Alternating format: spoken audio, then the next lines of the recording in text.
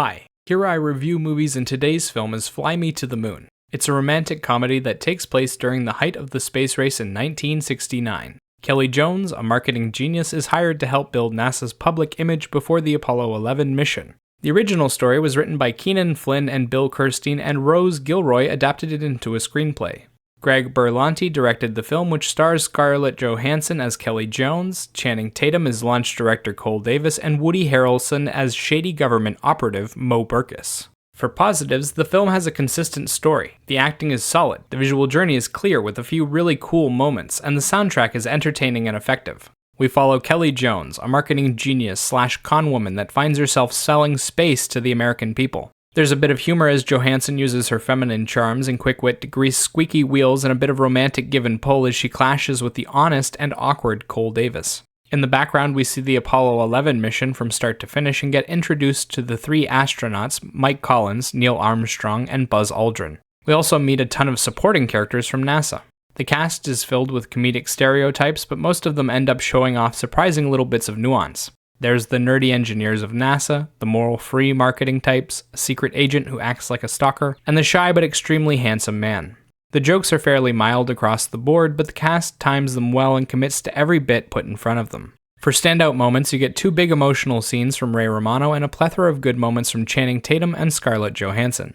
Scarlett Johansson ends up being the show's stealer with her character Kelly Jones. She's a quick-thinking, silver-tongued devil that knows how to get what she wants. As she bonds with the men of NASA, she learns a thing or two about belonging and grows as a person. Johansson shows off decent chemistry with Tatum and also plays off of Romano and Harrelson well.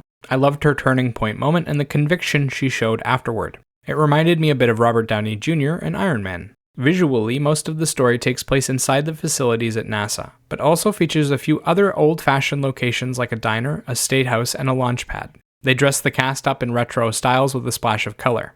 Most of the film centers around conversation and dialogue, with a few rocket launches and visual gags here and there. The rocket launches are incredible moments where we get multiple angles of the takeoff. They're awe-inspiring.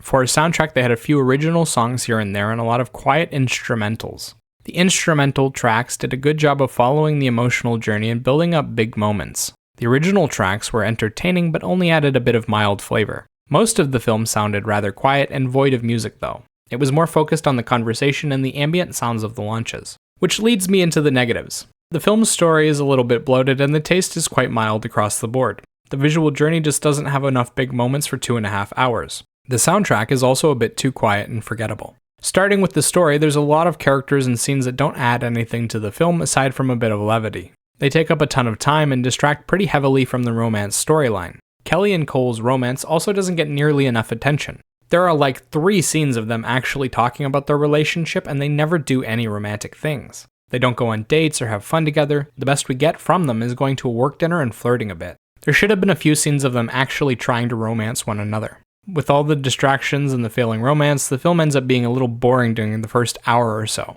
It picks up after that, but it's too little too late. The visual journey does have 3 rocket launches, but that's all it's got for standout moments. They had good conversations, but they took place in very average locations like the parking lot or in a hallway. They didn't dedicate much time to the romance portions either. You expect them to focus on a bit of back and forth physical chemistry, and they just didn't go for any of that. They always had the characters pull away too early. Sound-wise, the film is just a little too generic to be memorable. There aren't many songs to begin with, but the ones that work are always basic instrumental tracks, while the original songs just don't connect. They also managed to mess up the one guaranteed hit they had. Fly Me to the Moon should have been a no-brainer to play during the romance moments, but they saved it until the credits rolled. Personally, I liked Johansson's performance, but thought the story could use a bit of work. I liked the parts about NASA and how Kelly Jones learns to appreciate the men and women who work there. The rocket launches were also incredibly cool to watch. I'm not entirely sure, but I think they used some original footage from the launches there. Maybe even something from the Apollo 11 mission.